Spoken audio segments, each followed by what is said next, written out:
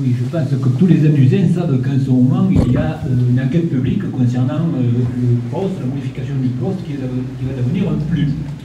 Je voulais savoir ce que vous en pensez. Est-ce que vous êtes penché sur cette enquête publique pour éventuellement donner vos idées ou vos recommandations au commissaire enquêteur, qui je crois que ça se termine aujourd'hui.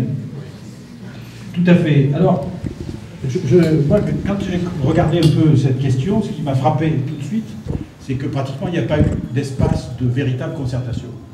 Or, un document d'urbanisme, moi j'en ai pratiqué quand même pas mal au cours de ma carrière, ça touche directement le droit des sols, donc le droit de la propriété de chacun.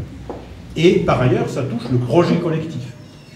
Alors, la précédente version a été retoquée par les services de l'État parce qu'elle était gaspilleuse d'espace, et que l'orientation du Grenelle 1, du Grenelle 2, c'est quand même d'essayer de préserver à la fois la terre agricole et la nature.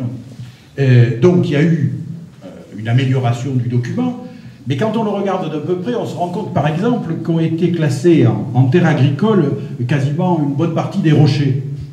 Alors, bon, ça peut toujours être considéré comme de la terre agricole, ça fait joli dans le calcul des pourcentages, mais ça n'a pas vraiment un sens réel. Bon, on peut essayer d'y mettre quelques chèvres, mais quand même, il y a de la porte.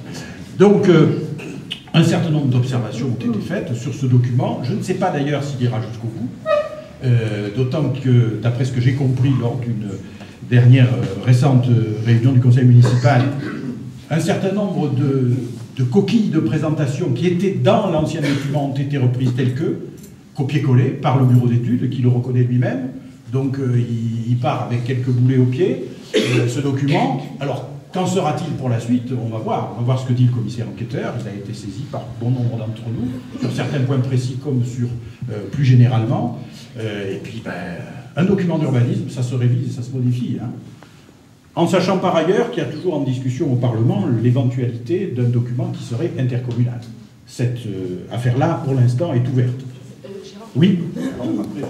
Après, je vais compléter juste par rapport au PLU pour dire que au niveau du département, donc je pilote l'action des PLU Gare Durable qui notamment vise à aider les communes à faire un bon PLU, notamment en termes de concertation avec tous les acteurs et de concertation citoyenne. Donc, comme je pilote ça, j'ai mis les moyens là-dessus, c'est-à-dire le Conseil général aide financièrement et techniquement les communes qui s'engagent là-dedans. Donc j'ai tenu à ce que les PLU Gare Durable, on fasse cette proposition à la mairie d'Anduze actuelle. Hein.